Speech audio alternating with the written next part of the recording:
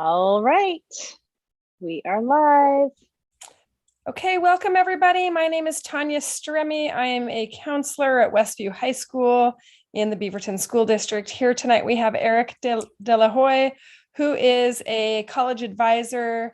He will kind of just explain what his role is in the community and what he's here to offer tonight, which is the topic of college essay writing in preparation for your college applications. So go ahead, Eric. Great. So thank you, Tanya and Tracy. Great to be here tonight. Welcome everyone on this really dark, rainy night that you didn't have to go out and drive in. So that is the benefit of Zoom. So again, my name is Eric De La Hoya. I'm an independent college consultant, which means I work privately with area high school students and their families and kind of help them navigate this whole college search and application process. My background does come from the college side of things. I worked at both a large public university and a small private liberal arts college for about 15 years and was on the other side of the desk. So read a lot of essays, read a lot of applications, and I've been consulting privately now for 17 years, which is hard to believe. My master's degree, though, is in creative writing. And so that's why I'm here tonight. I spent a lot of time working with my students on their essays and kind of coaching them through that process. And my hope tonight is to kind of demystify what the application essay is, to kind of talk about what its purpose is and go forward. And we'll have time for questions at the end as well. So let's begin. Oops, whoops. Maybe, there we go. All right, so we're gonna talk a little bit about, I don't think, any discussion of the college essay is complete without an actual discussion of what goes into the applications themselves. We're gonna then talk about kind of the purpose of the college admission essay. I think the area that most students struggle with is this idea of choosing a topic. So we'll spend some time there and then we'll do some writing tips. I'll give you some examples and then we'll have questions at the end. So sit tight and we'll go from there. So no discussion of the college admission essay is complete without understanding what goes into your application, because the essay is only a part of your application, and you need to think about what are the colleges seeing aside from your essay. And so most of you are hopefully in process of applying now, because the first major deadline date, November 1, is just around the corner. And for many of you, that means filling out the common application. And I'm talking about the common application essay, so I'll focus on that. And the application is mostly just demographic information, where you live, which high school you go to, what your parents do, all that kind of stuff. There's also spaces, 10 spots to talk about your different extracurricular activities. There are spaces to talk about awards and honors. All of those pieces, come together to make an application. But the application is not complete until your colleges receive other information. And that involves your grades and curriculum. And that will be your high school transcript. But colleges don't just look at GPA. They look at the transcript as an academic roadmap for you.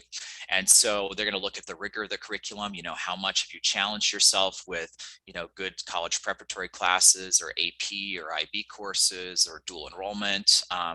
And they also look at grades in specific subject areas. So let's say you want to become a nurse, they're going to look more heavily at your math and science grades. Whereas if you are thinking about going into law, they might look a little bit more heavily at your social sciences and English grades from there. They'll also see your trending grades. They'll see if you started off really slowly freshman year and then continually improved. That's a pretty typical, scenario. They may see that you've been really steady throughout. They might see that you were doing really, really well and you turned 16, got your driver's license, and whoops, fell off the planet a little bit and then came back up. But they're looking for all of those different pieces. If you do have a little bit of a hiccup with grades, though, there is a space on the application to proactively address what was going on. And in my estimation, honesty is always the best policy, and self-reflection in talking about that. Then, in addition to that transcript, you may or may not send in your test scores. This year, some of you were able to take the test, and some of you kept getting test dates canceled. Most colleges this year are still test optional, but for those of you who are submitting test scores, those will be considered. For those of you who are not, it's not a negative. It won't be counted against you, so please don't worry about that. And then your colleges ask for 1 to 3 letters of recommendation. Typically, one of them comes from your high school counselor, and then 1 to 2 from junior or senior year teachers in core subject areas. And those core subject areas would be math, science, social studies, English, or foreign language. If any of you on tonight are going to major in something in the arts, whether it's visual or performing arts, then a teacher in that area is also considered to be a core teacher. So when you think about it, what do the colleges know about you just by looking at the application? Well, they have a sense of where you're from, right? And in fact, this is probably something you don't want to know about colleges, but colleges make an estimate of what your family makes based on the zip code you live in. They know the high school that you have attended. Colleges, you know, when I was a college admission person, my job was to understand the different high schools in my territory and which schools had more rigorous curriculum than others, and so on and so forth. They also will know the activities you've engaged in. They'll know your grades, and you know what? Your grades are what they are right now. You know, you can't go back and change your grades. I mean, I suppose if you were a really great hacker, you could hack into your school system and change them. But if you get caught, you're going to an entirely different kind of institution than college. So I would just steer clear of that decision. Test scores, again, will come into play. And then those letters of recommendation really are what everybody else is saying about you. And so the question you want to think about is, well, what's missing here? What do the colleges not know about me that I want them to know about me? And that is really what you want to say about yourself. Okay, and that's where the essay comes in. The essay quite literally is a written introduction to somebody new. Whoops. I just had sharing was paused on here. Are we still live? Yeah, we're still live. That's weird. Can you see my share? I can see it. I just don't see the, let me make sure that you're still, I can, okay, oh, there it you just, are. you know what, it timed out or something. Okay. Oh, the Okay. joys of online. So we figured it out. I'm so proud that I figured it out. All right. So, but basically the essay is this written introduction to somebody new. You know, think about it this way. It's like, let's say, there's a new neighbor or someone you want to get to know. It's not like you walk up to them and say, I'm Janet and I'm the most amazing person ever and you must be my friend. You know, the way that we introduce ourselves to each other is kind of, or reveal ourselves to each other is by telling kind of stories from our lives, examples of things that are meaningful to us, or meaningful events that have happened to us that have kind of, changed us in a way or another. And that's kind of what this essay is. Think about it also as an opportunity to provide information about yourself not obvious in the application.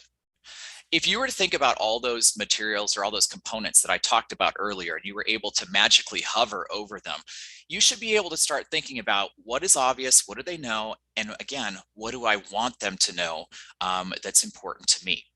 And colleges, honestly, they do want to know you beyond your grades and test scores. What they're really looking at here is, who is this person going to be on campus?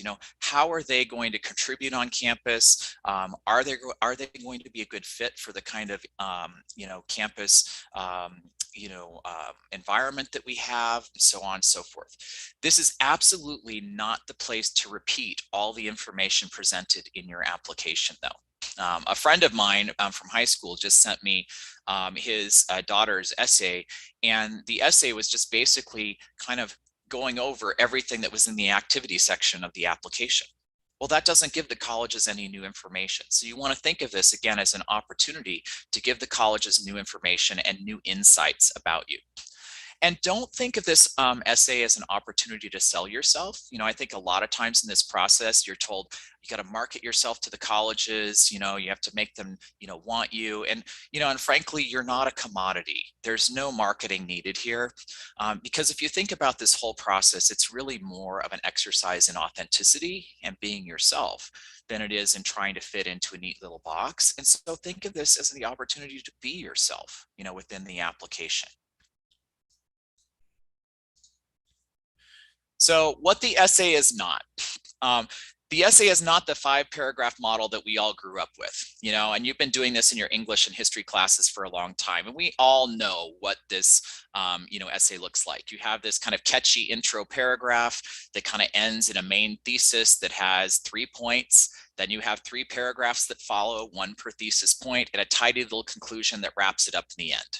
All right, that's not what you're writing here. And in fact, this might sound silly, but I think it's really important to drive this home is that if you think about this type of essay or any essay that you've written until now, unless you've had a creative writing class, it's been designed to prove something. If you remember nothing else from tonight, I want you to remember this, and that is that you have absolutely nothing to prove in your essay. Okay. The proof as to whether or not you will do well at that college or university already resides in your curriculum, in your grades, in your extracurriculars, in those recommendation letters. This just gives them kind of the heart and soul, you know, to be cliche, or the heartbeat of the application. So don't think of this as an essay, and certainly don't think of it as a marketing piece for yourself. Instead, think of it as a personal narrative, or really an exercise in storytelling. And you could even think about it as a conversation, you know, on paper.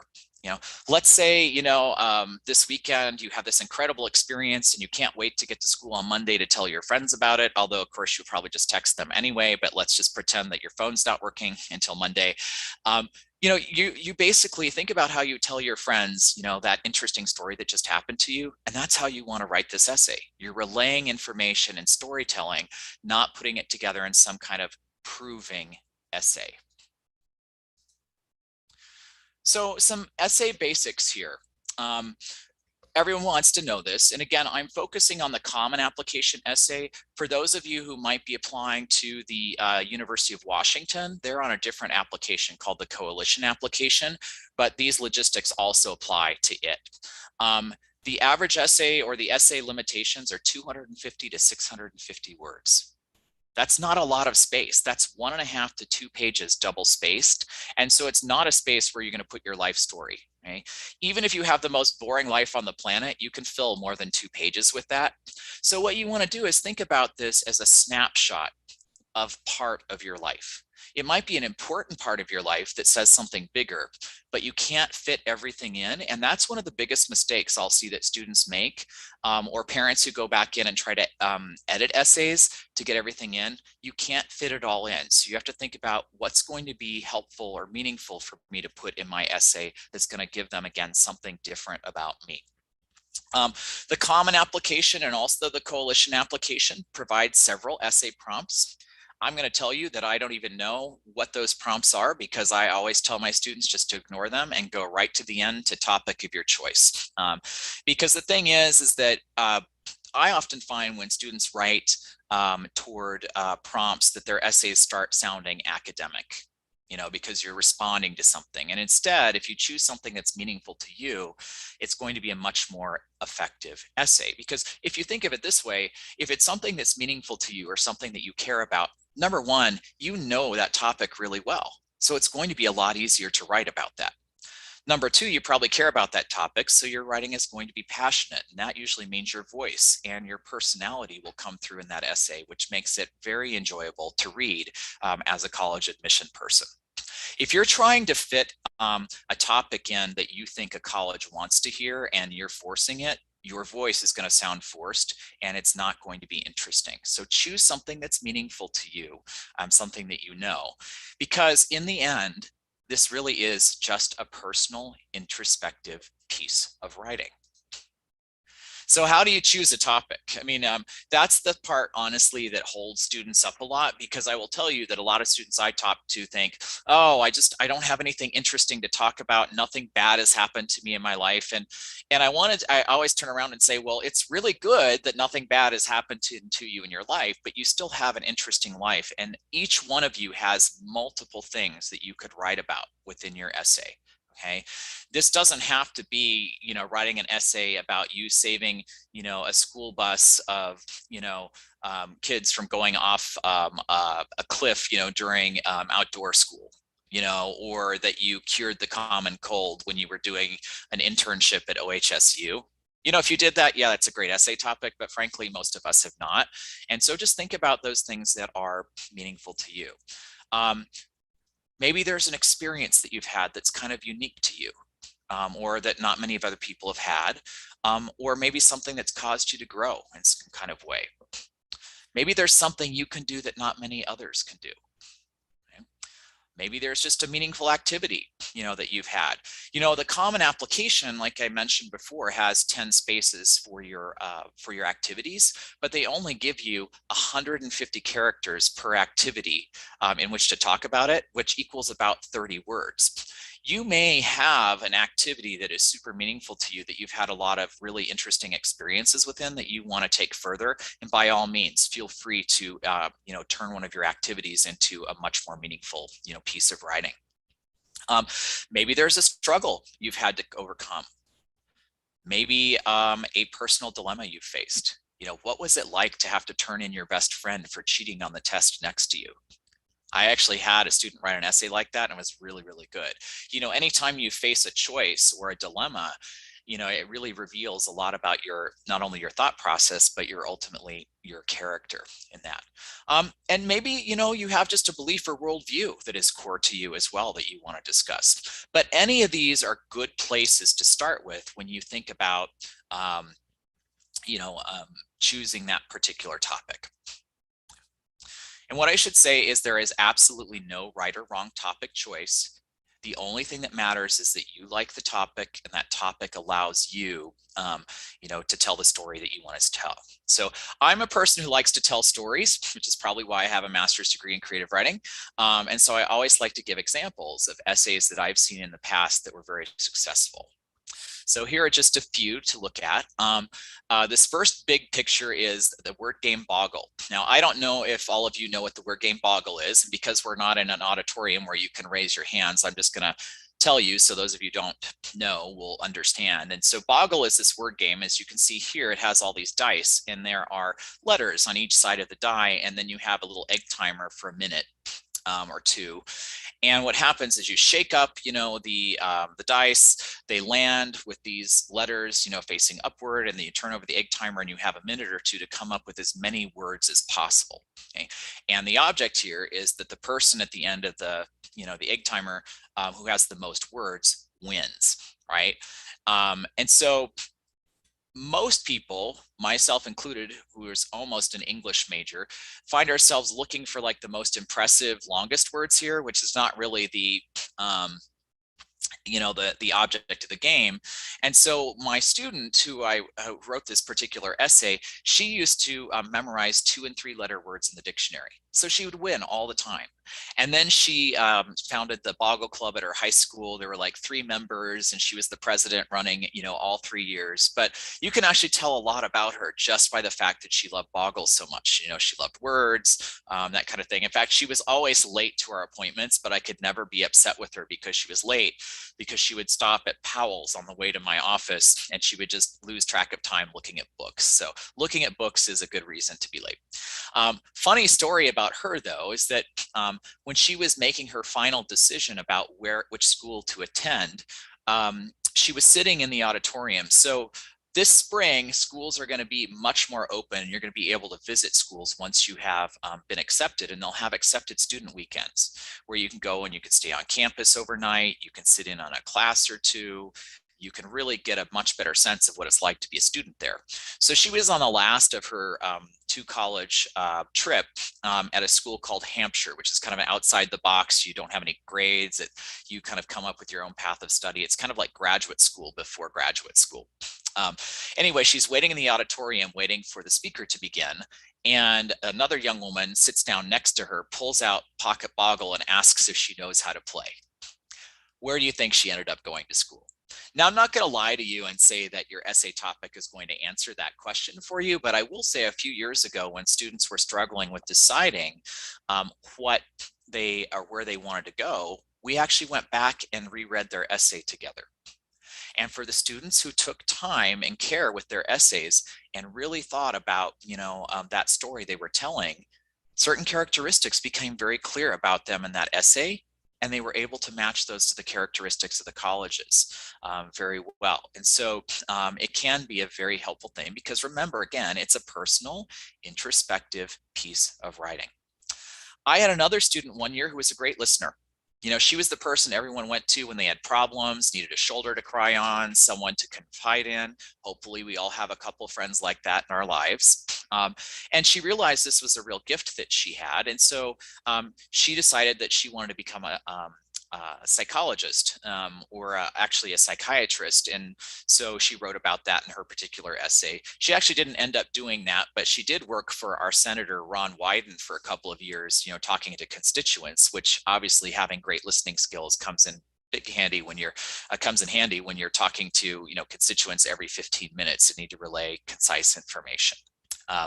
Another one of my students, she used to babysit these two really rambunctious boys, and they would, run around, kind of exhaust her, and then she would get them to bed, and she would just collapse on this big red couch in the living room at the house where she babysat. And on that big red couch, as she was decompressing, she would plan out her life story. And so it would be the place that she would kind of dream about what she was going to do next. Really funny story is that several years later, I ended up working with those two twin boys. We put it together as we were working together that their babysitter had written the essay about them. I didn't share the essay, but I told them about it a little bit. Others, I had a student who just loved business, and he wrote about kind of the journals and the books and journals on his nightstand, and they were all business focused. And then he talked about how he was able to invest part of his parents' money in the stock market, and he actually made money in 2008, which a lot of people did not. And so he just really talked about his passion in this particular area, and it was a good essay that just told you everything you needed to know about him. I had another student. So sometimes colleges will have what are called supplemental essays. And those are essays in addition to the main essay that you would write. And sometimes they give you a specific prompt. So in this case, the prompt that he had to respond to at the College of Charleston was, tell us about a time that you stepped outside of your comfort zone. So he wrote about asking a girl to dance for the first time. Pretty universal experience for all of us, right? Having to kind of put ourselves out there, risk rejection, possible humiliation, and in high school, right? And so he actually, though, took a slightly different approach. He had written a pretty good essay about building a computer with his dad, but his personality didn't really pop there because he had this really great sense of humor, like just below the surface, but it took a while to get there. But what he did is he took this approach about talking about the school dance like it was some anthropological study. And so he's making all these observations about different groups of students. And, I remember one of them was, he said he finally understood why girls danced in a big circle. It was to protect the herd from guys, and so on and so forth. And so kind of like ridiculous, funny sayings like that. And if you were just to look at that essay word for word, you probably wouldn't learn a whole lot about him. But the way he wrote it and the personality that came through, you couldn't help but not love this guy and want him on this campus. In fact, he got a lot of handwritten notes from admission counselors about how much they enjoyed it.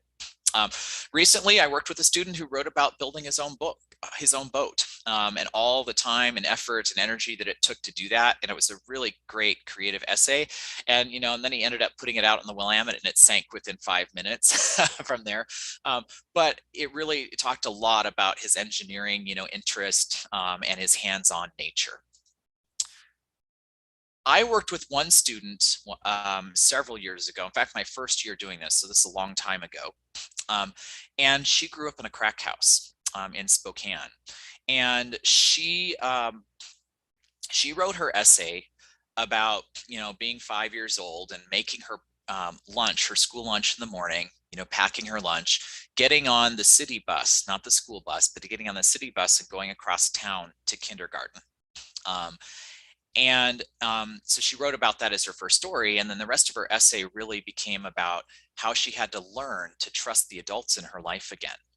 Now, luckily for her, she was adopted by her uncle here in Portland, and everything worked out. In fact, she is now a lawyer and just had her first child, and everything's have gone really well for her. But she wrote a very personal essay about an experience that was difficult for her to move through.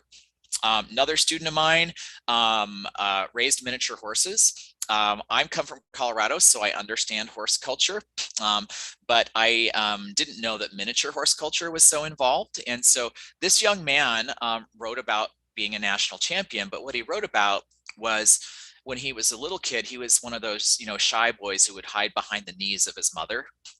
and not want to talk to anyone. But when you raise miniature horses, you have to show miniature horses in the arena. So you have to show in front of judges and industry people and eventually, you know, full arenas. And so he talked about his kind of growth and development and his, his confidence that, you know, kind of developed and germinated over the years, to where then he was super confident, you know, showing horses in huge arenas, you know, with thousands of people and talking to lots and lots of people from there. Another student of mine, sometimes, so when you write an essay, sometimes an essay will actually teach you something about yourself. Okay? It may not be what the meaning of life is and why we're on this planet. Those are the things that we're always trying to figure out for the rest of our lives. But it might kind of shed some light on something that you didn't realize or help you get to know yourself a little bit better. Because remember, personal, introspective piece of writing. So this next example certainly you know, drives home from this. So I worked with a student who was so tall, he had to duck to come through the door of my office. In fact, he was so tall, when he would sit in my computer chair, work on his application, I would stand next to him. He was still taller than me sitting down. It was very, very depressing. So we were kind of, you know, sitting across from each other talking about potential topics and not really getting anywhere. And finally, I just asked him, I said, well, what is something that you do or you can do that not everyone else can do? And he's like, well, that's easy, Eric. I can slam dunk basketballs. Because of course he can. All he had to do was stand on his tiptoes and, you know, push the ball through the hoop. Now, so I said, great, go ahead and, you know, go home and write about that. Now, I can't slam dunk basketballs, but he could. And in fact, you know, my geeky little secret is that I love basketball. In fact, I was at the Blazers game last night, which is my voice is modulating very weird because at least we had one quarter that we could scream and yell and be excited about. But in any case, I will have a dream like once every few, you know, weeks that I will be able to, you know, get high enough to lift that ball over and slam it through really forcefully. And then I wake up and I have like the best day of my, you know, my month from there. But obviously I'm not tall enough and can't do that, but he can. So we went home and I told him basically write about the different kind of dunks you can do and see where it takes you. He comes back a week later. He says, you know, Eric, I don't think this is about slam dunking basketballs anymore. I said, well, probably not. What's it about? He said, well, 3 years ago when my mom died, I took it all to the basketball court. You know, all of my anger, my sadness, my confusion, my frustration, everything, I just took a basketball and I dunked it all away, dunk after dunk after dunk, and I got really good at it. And then when I moved to Portland the year later, being the shy guy that I am, I realized if I went to the playground and started slam dunking basketballs, that everyone wanted to come over and talk to me. And so it was a way for me to break the ice socially. But until he had actually written that down, he didn't really see the significance of where those slam dunks came from. And it became a very interesting, you know, kind of personal essay that he put together. So aside from the basketball essay and the crack house essay, none of those other topics is really something that it's like, you're going to say, oh, this is such a great topic. The colleges are just going to automatically accept me because my topic itself is brilliant. Because frankly, they don't care. What matters more is that you choose something that will allow you to get yourself onto the page. And so it's not really about the topic you choose. It's the topic that gives you the space to be yourself and reveal who you are. And so that's the most important thing here. So write something that you know and something that's going to help you get onto the page. So we're going to wrap up with some writing tips. I don't know if you heard my dog, but you know, the Amazon just came by, so I'm sorry about that little interruption. But helpful writing tips for you. These are things that you've all heard before in your English class. But I think these are especially helpful to go over as you write this particular essay. The most important part here, honestly, is to make sure that you're writing in your voice. Okay. You are 17, 18 years old writing these particular essays, and colleges know this. They are not expecting perfection in your essay. They're not expecting to read something that it's going to be like some master's level thesis, is going to win some essay prize, you know, that kind of thing. What they're really looking for is that you can tell a story and that you know yourself. They're looking for those insights. So they can tell the difference between a 17-year-old writing an essay and a 40-year-old, you know, writing an essay. Okay, write in your voice. That's really important. This should sound like you. Again, going back to that, you know, relaying a story to your friends, talk like you would normally talk to your friends. You know, if you use some colorful words every now and then, maybe don't put those in, but on the other hand, still talk like you would every day, because that's accessible writing and accessible reading. The other thing that's important is, again, this is a short piece of writing, and so you don't have all this lead up time. So you want to start in the middle of the action. You know, get your reader's attention by putting them in the middle of your story. So let's say I'm going to climb Mount Hood, or write my essay about climbing Mount Hood. You know, I'm not going to start, 7 years earlier when I saw a National Geographic special on climbing Mount Kilimanjaro, and I thought that was really cool. And so I watched other, specials about climbing mountains, and then I made a paper mache mountain for my Star Wars action figures to climb up and down. And then I, decided to ask my parents for, some great hiking boots. And then I decided I needed to get in better shape, so I climbed up Mount Tabor. You're totally bored with me right now, because none of that information really matters. What I'm going to do, if I'm an effective writer, is that I'm going to take that reader with me to the top of the mountain. Maybe I'm taking that last step before I summit the mountain, or maybe I'm already up there. Maybe I'm standing on that mountaintop and I can see so clearly, I can see where my house is back in Portland. Or maybe it's just me and the mountaintop and just fog clouds or fog banks below us. Or maybe it's so stormy that the wind is whipping the strings on my hoodie and slashing, into my face. Whatever it is, if you take the reader with you and get their attention, they're going to stay with you the whole time. Because the sad fact is that colleges only spend 1 to 3 minutes reading your essay, even though you're going to spend a whole lot more time writing it. Well, you want the full 3-minute read versus the 1 minute scan from there. So starting with the story, you're going to engage them, and they're going to continue. Instead, you might have to, after you tell that story, you might have to back up and give it context, and that's fine. Maybe, the reason that I am going to climb Mount Hood is to, conquer my fear of heights. Or maybe I have my grandfather's journal, and 50 years ago to that day, he climbed Mount Hood, and I wanted to have that experience and take his journal along with me. That's not a real one, but I just think that would be an awesome essay to read. But in any case, if you catch their attention right away, they're going to continue, continue on. So things like first paragraphs and first words are really important, or first lines, I should say. Now, one thing I don't want you to do is, when you log out tonight, don't go sit in front of your computer and just wait for the magical first line to appear. What you want to do is just keep writing, and eventually that will show up. When I respond to students' essays, I will often find a first line buried somewhere else in the essay. 9 times out of 10, it's in that final paragraph. But for now, write, and eventually you will find it. My favorite first line ever comes from one of the very first students that I worked with. In fact, I keep challenging my students to come up with a story to replace this one, but it's such a great story, I'll probably always tell it. So she was at Grant High School, and she spent her junior year in Brazil on an exchange. And she had been with her host family for, maybe about 2 months or so, long enough to where she was really starting to kind of understand the Portuguese that was being spoken in her host family's home. So what she would do is excuse herself early from dinner and say she had to work on homework, and go up to her room. But instead, she would just perch herself on the stairway outside of the dining room and listen into her host family's conversations. And it's actually a good thing she did that, because she learned very quickly that her host family assumed she was there to marry their oldest son. Not what you want to learn when you're 16 years old, thousands of miles away from home.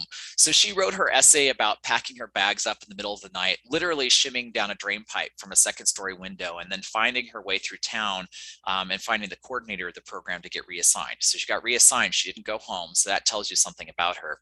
But her first line was, "When I was 16 years old, I was engaged to be married for a short period of time."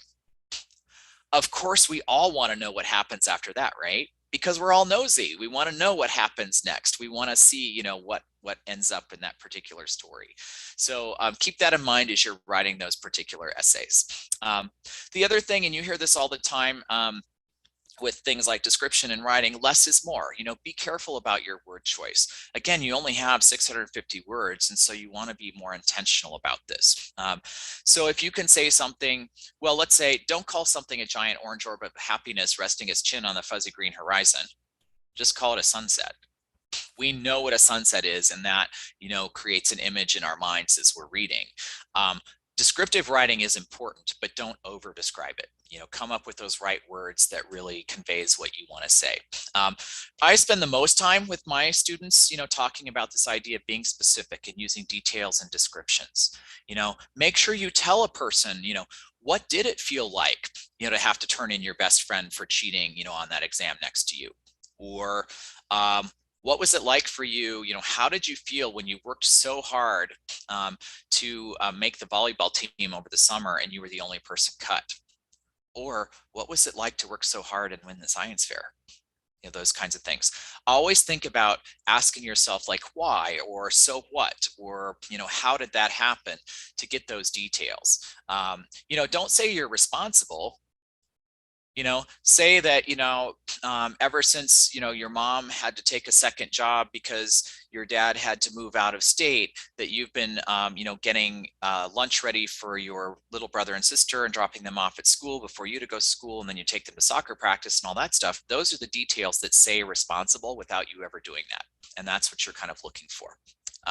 This kind of goes along also with writing in your voice, but you don't want to use $100 words. I should probably change that to like $1,000 words, with inflation. But the essay, again, is the place to write in your voice, not to impress colleges with your vocabulary. Instead, again, write it like you would normally say it. There's nothing more frustrating, I think, for me to pull out an essay, read it, and know exactly when the thesaurus was used. So I was baking cookies with my grandmother one afternoon, and it was serendipitous that, there are like 3 students in your high school that use the word serendipitous. And if you're one of those 3 students who use that, then you should use that word in your essay. If you're not, don't. Write in your everyday language, because again, it's more important that colleges understand your message than how beautifully written it is. I mean, obviously you don't want spelling errors and sentence fragments, that kind of thing, but you don't need to impress them with your words. And then finally, some things to avoid. Slang, you don't want to have slang in there. Derogatory words. Sometimes I can go back and forth with that if it's really appropriate, to either the school or what you are, talking about, but you don't want to just put something in there for shock value. And if you're ever, in doubt, then don't use that.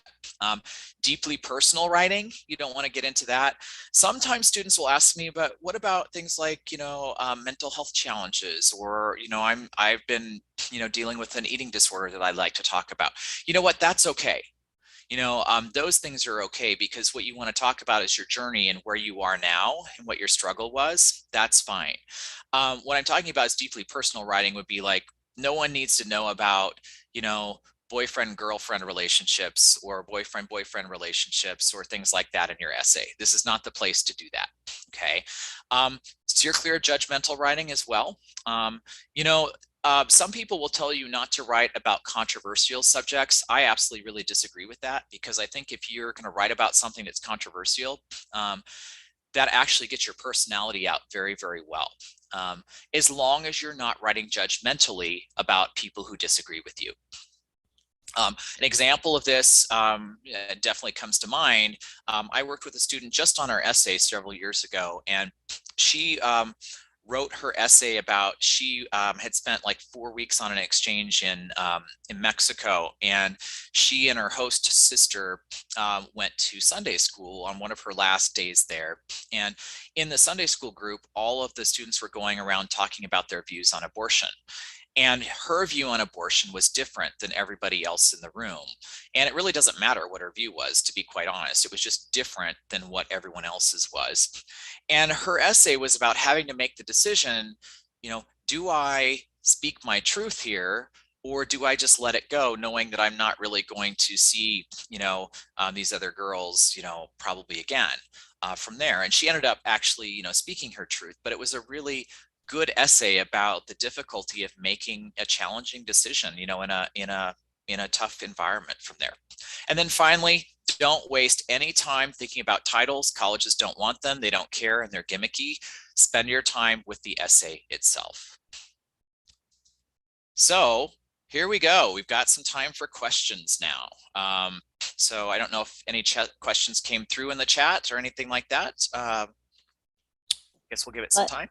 We'll give it a couple minutes. I'm going to write in here. Feel free to put questions in the chat. Eric, I always enjoy this. I've actually seen this presentation several times and I always enjoy it. I just really learn and think about, there's such good tips. So thank you. Yeah, really learned a lot there. Thank you so much. So if you have any questions, you can just type it right into the chat in that YouTube live and we will answer them. And if you don't have any questions, because it was such a good presentation, then we will end. All right. Well, everyone, I really appreciate the opportunity to speak with you about this, and I wish you all the very best of luck with your essays. You know, the bottom line, whether it's essays or your college process, just be yourselves.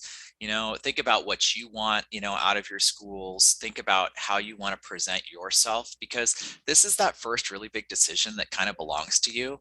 And you always want to approach your life, you know, authentically. So that's what you want to do in your essay. I just wish you all the very best of luck as you go through this the next few months. All right. Thank you so much. Yeah, I'm not seeing any questions. But we got some likes, so that's good. In